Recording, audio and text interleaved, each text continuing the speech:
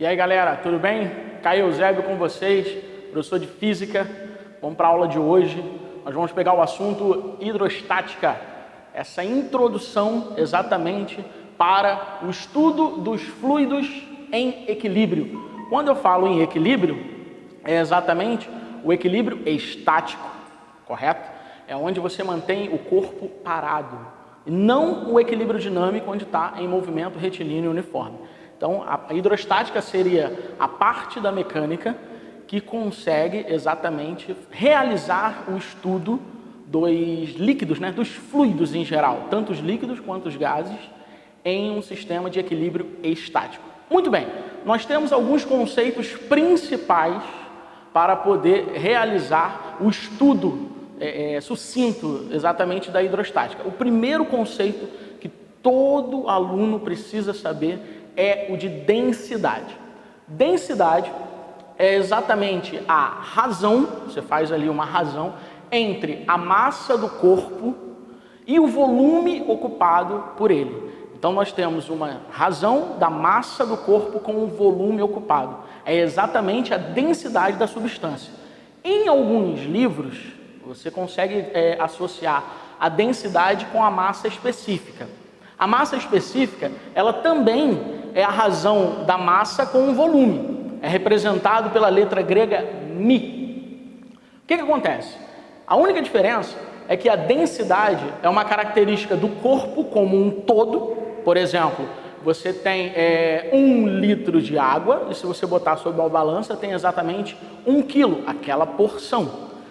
Então você está associando a massa da substância com o volume por ela ocupado. E a massa específica, como o nome já está dizendo, é específico, está mais associado exatamente a substâncias puras, certo?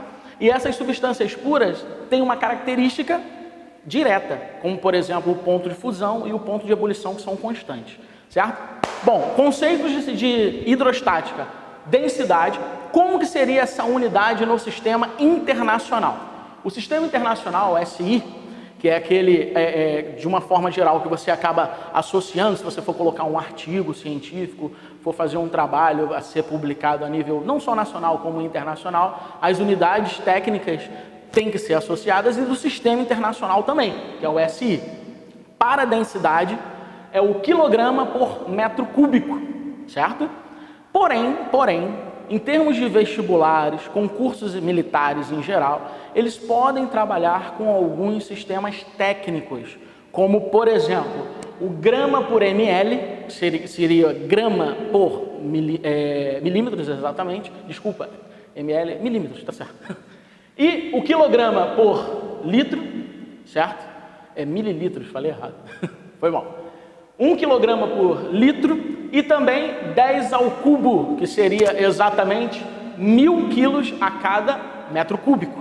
O que seria um metro cúbico? Supondo uma caixa de 1 metro de altura, 1 metro de largura e 1 metro de comprimento. Então, 1 por 1 por 1. Exatamente os três eixos, x, y e z. Ali eu tenho 1 metro cúbico. Qual é o macete de você fazer a transformação? 1 grama por ml equivale a 1 quilo a cada litro, ou 1000 quilos a cada metro cúbico, tá ok? Esse sistema você pode gravar, eu tenho um macetinho, claro que os alunos conseguem depois ver uma outra substância, certo? Que tem uma densidade diferente, como por exemplo o óleo de cozinha, que tem uma densidade mais ou menos 0,8 gramas por ml. O que acontece? Gramas por ml, 0,8 é a mesma coisa que 0,8 quilos por litro, 800 gramas por litro. E você foi e multiplicou por 1000, então você vai e multiplica por 1000. Essa substância, no caso o óleo de cozinha, como a densidade dele era 0,8, em quilograma por metro cúbico do sistema internacional seria 800. Então era só você multiplicar por 1000. Então o macete é gravar a densidade da água. A densidade da água, coloquei aqui, ó, vale 1 grama por ml, certo? 1 grama por ml, que é a mesma coisa que 1 grama por centímetro cúbico, não é a unidade do sistema internacional. Porém, o que acontece?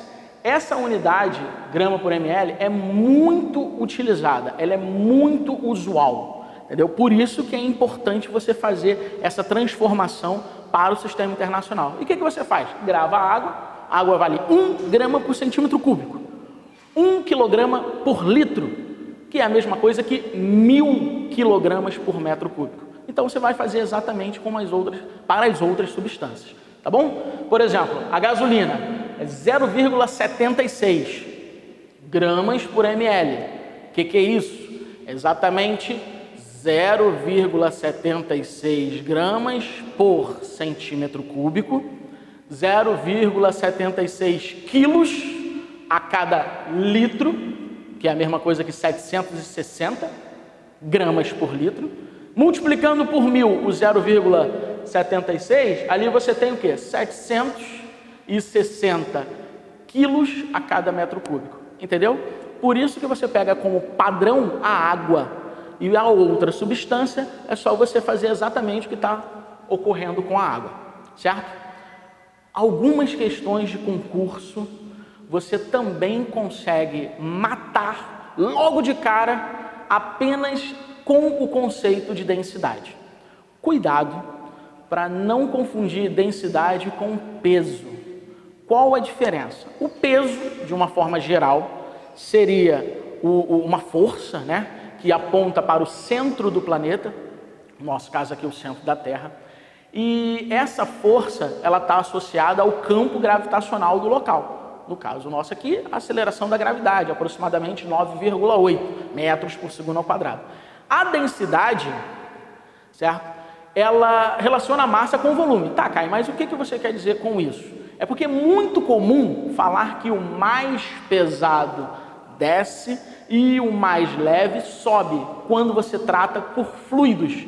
Tanto em líquidos, quando você coloca, por exemplo, 3 ou mais líquidos immiscíveis, ou então com gases, com vapores, certo? Enfim, são fluidos. O fluido, em geral, tem a capacidade de fluir. O que seria isso?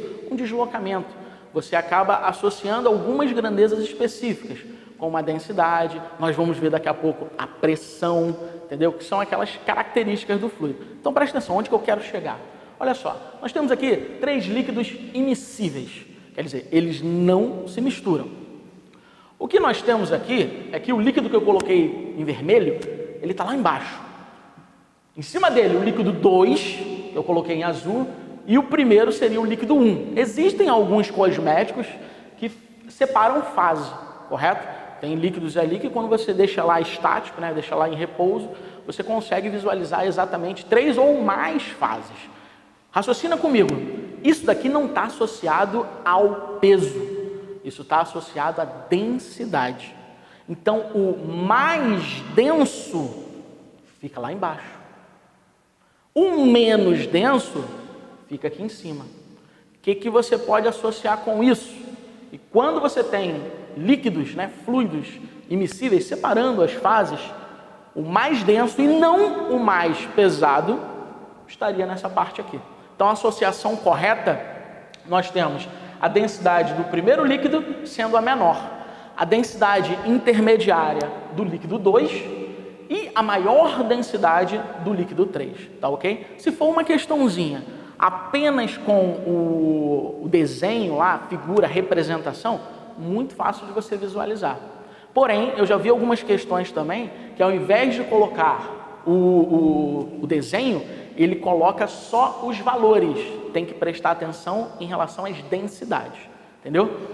Nessa tabelinha, pessoal, olha só, eu coloquei aqui 4 principais substâncias que caem em concursos, que é a água, que maravilha, 1 grama por ml, essa daí é tranquilo, dá para você levar numa boa.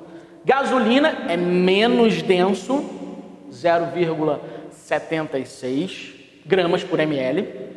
Álcool, 0,79, muito próximo de densidade, mas é um pouquinho mais denso. E o mercúrio, nós temos como um metal líquido à temperatura ambiente.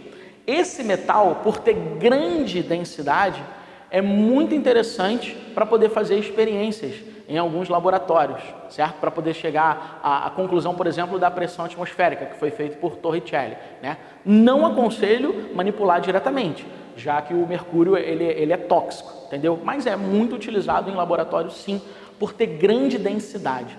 A densidade do mercúrio vale 13,6 gramas por ml, certo? Se eu pegar isso daqui, 1 litro de mercúrio, apenas 1 litro, você tem em 1 litro 13,6 quilos. Então quer dizer, quase 14 quilos em 1 litro de mercúrio.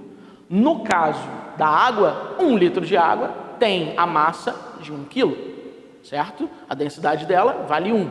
A densidade do mercúrio associa quanto de massa tem num determinado volume, certo? E veja bem, já que eu disse para vocês, por que o ar-condicionado tem que ser colocado em cima? Por que o aquecedor tem que ser colocado embaixo? Sempre surge essa pergunta. Aí geralmente o cara responde, porque o ar é mais pesado. Não, nós associamos aqui no líquido. Como de uma maneira geral a hidrostática estuda os fluidos, você também pode associar isso para gases, correto? Vapores. Então, o congelador, ele fica na parte de cima da geladeira, naquela geladeira tradicional, não estou dizendo das geladeiras que tem 2 sistemas de refrigeração, né? Aquelas inversas, não, a geladeira tradicional, que seria o mesmo fato do ar-condicionado estar na parte de cima do ambiente. Você tem aqui o ar frio, ele é mais denso, ele desce, e o ar quente, ele é menos denso, ele sobe, certo? Consequência disso, vai formando correntes de ar. Esse assunto é bem estudado, mais detalhado, em propagação do calor, lá na calorimetria. Mas já pode dar uma pincelada aqui para poder fazer um eixo de vários assuntos dentro de uma mesma questão, por exemplo. Nesse caso, o ar quente sendo menos denso, ele vai subir, o ar frio mais denso, ele desce, formando correntes de ar. Essas correntes são chamadas também de correntes de convecção. Então, isso também está associado à densidade, tá ok? Ar frio mais denso, ar quente menos denso. Então, a partir de hoje, o que eu posso associar de uma forma geral? Peso e densidade. Toma cuidado para não confundir, certo? O peso está associado à massa com o campo gravitacional, é o famoso P igual a mg. Vou até colocar aqui, ó, no cantinho. Peso é o produto da massa com a gravidade. O peso é uma força, por isso que leva essa setinha, que na verdade essa setinha significa vetor, tá? Uma grandeza vetorial, além de valor numérico e unidade correspondente, você tem direção e sentido. E a densidade, que já está aqui no quadro, relaciona a massa de um corpo em função do volume. Tá ok? Tranquilo? Então vamos para o nosso próximo encontro.